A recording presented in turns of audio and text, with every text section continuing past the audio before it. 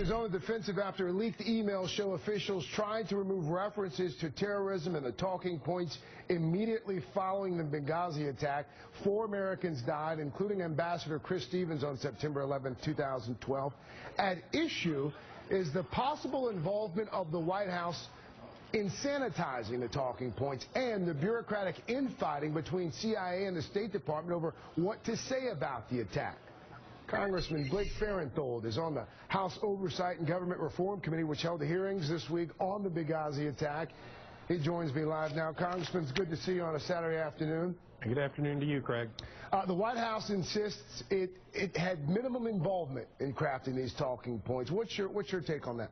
Well, the emails that have come out tend to point the other way. You know, a lot of the talk originally was we've got to protect our CIA methods and operations, but it was the CIA that was pushing for more transparency, and the State Department and the White House saying, let's not call it attack. Let's go back to this story about the YouTube video, which is proven to be false. That's the one thing we really did learn out of those Benghazi hearings we had on Wednesday. From day one, everybody on the ground said it was an attack.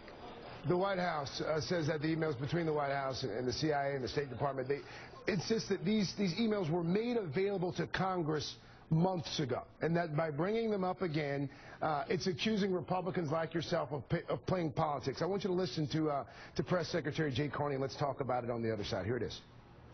Republicans have chosen, in the latest iteration of their efforts to politicize this, to provide, leak this information to reporters, information that we provided months ago to Republican lawmakers from the relevant committees and Republican leadership, as well as Democratic. If that information was provided to Republicans months ago, why now? Well, I didn't get the information months ago. It didn't come to me. Okay. And the timing, I think, is appropriate because of the committee hearings that we have recently had on Benghazi. We are getting to the truth now.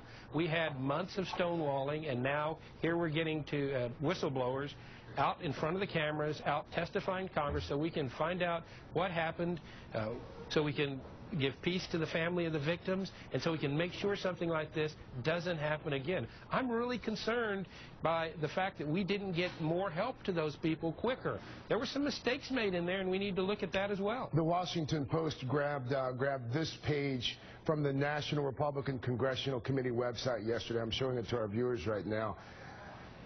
Shows the page, and then it asks for funds to fight the president over Benghazi. That looks like politicization there.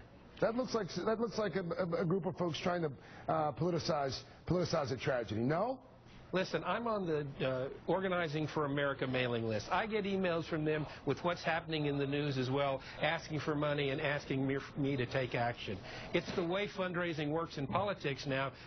To what's happening in the news. You tie it to a tragedy and try to raise some money off. Both sides do it. I don't like it, but it is unfortunately the way the game's played. Rand Paul last night. I'm sure you've seen or at least heard about Rand Paul there in Iowa talking about Benghazi, specifically going after Hillary Clinton over Benghazi. Are you worried at all that actions like that, speeches like this, that may make it seem as if the Republicans are trying to politically benefit? Well, listen, here's the truth of the matter from my standpoint. Hillary Clinton is a possible presidential candidate.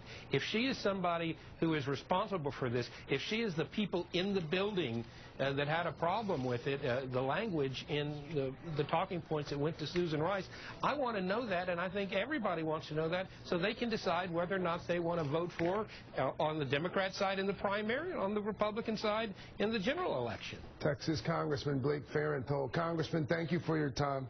My pleasure. With more now on the Benghazi